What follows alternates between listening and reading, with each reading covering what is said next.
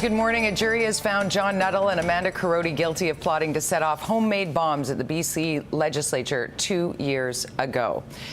After 4 months of testimony and 3 days of deliberations, a BC Supreme Court jury found the couple guilty of conspiracy to commit murder and possession of an explosive substance on behalf of a terrorist group. But the convictions won't be entered until next week.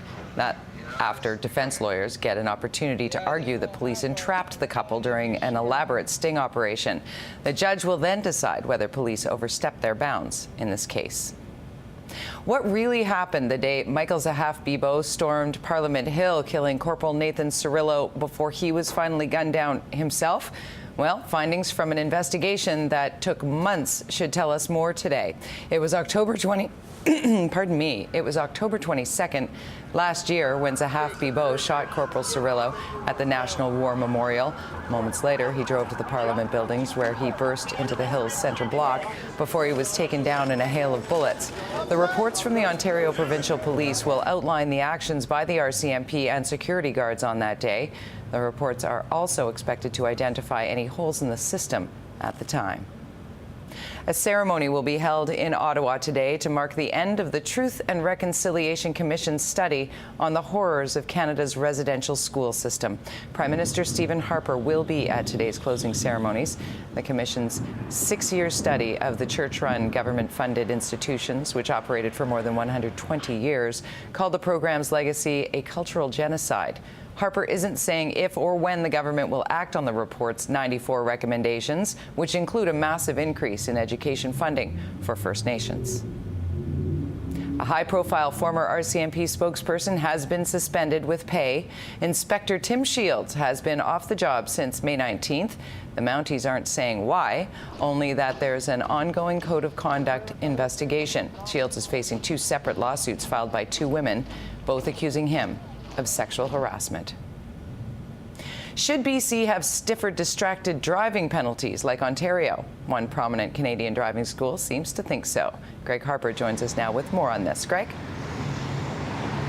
Good morning, Jody. Well, will this set a precedent? That's a good question. Soon, drivers in Ontario will face much stiffer penalties if caught distracted driving, using their electronic devices while being behind the wheel.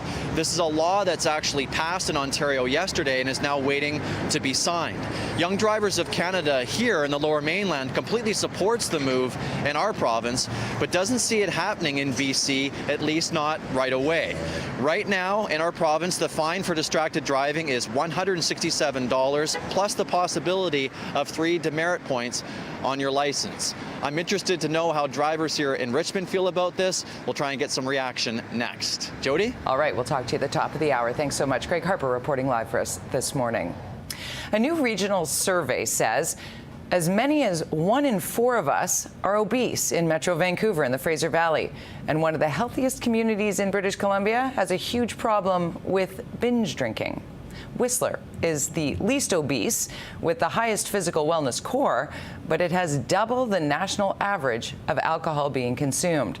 The My Health, My Community survey found 48% of respondents in Whistler reported binge drinking once or more per month. The next highest is Squamish with 33%. There is fairly good access to family doctors. However, there are certain communities like Vancouver, for example, where the rate is much lower. It's below 80%. So it's some way off the target that we would like to see. But the good news is that for communities where there is a higher burden of chronic disease, they do in fact have very good rates of GP attachment.